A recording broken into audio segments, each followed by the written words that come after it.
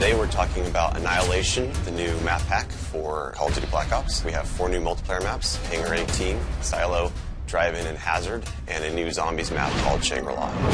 Hangar 18 is based in the highly controversial Area 51, and it has a lot of Easter eggs that play up the conspiracy theory aspect. Hangar 18 is a medium-sized map. It has a pretty classic multiplayer gameplay structure. All the paths lead through and around the hangar. It kind of caters for all game types. You've got your close quarters going through the hangar. You've also got some sniper points as well. Strategically, you want to hold down the hangar. If you can work with your teammates to really control the 4 main flow points, then you're going to dominate the map.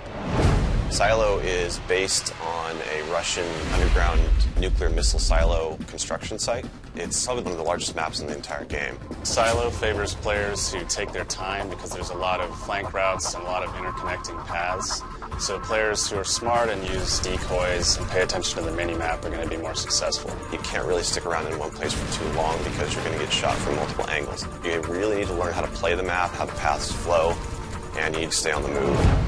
Nuketown was a really hugely successful and popular map with Black Ops, and we wanted to do another map in the DLC that kind of emulates that style of gameplay. Drive-In's a fairly small map, but it does have a variation of battles. You've got the wide open area in the middle, the actual Drive-In itself, but then you do have close quarter battles down the side.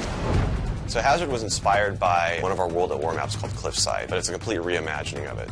We've actually turned it into a golf course. It's a great level. Hazard is probably one of the only maps in the game that focuses almost exclusively on long-distance engagements, and the long-range snipers and LMG gunners and assault rifle guys are going to have an advantage. You're definitely going to want to avoid the fairway if you're not a sniper and stick to the edges of the map where there's some more intense choke points and medium-range engagements. The story in Shangri-La is shrouded in mystery. I love to leave it up to the fans to derive their own ideas from it and also discover the facts that we put in there. I hope they really get the sense that we've taken this to just a whole nother level with the new weapons, the new environment, the new ways of getting around the map and things like that. There's a lot of holding areas, escape hatches, and things that let you get out at the last minute, which is a contrast to Call of the Dead, where it was a very wide open map. This is a much tighter map. Don't hold out too long. If things look like they're getting rough, get out of there. It's time to go. With Annihilation, we had a goal that we really wanted to push the visuals in all the maps. Each map feels very unique from one another. They feel like the kind of maps that you just want to spend a lot of time in. Annihilation hits Xbox Live Marketplace on June 28th.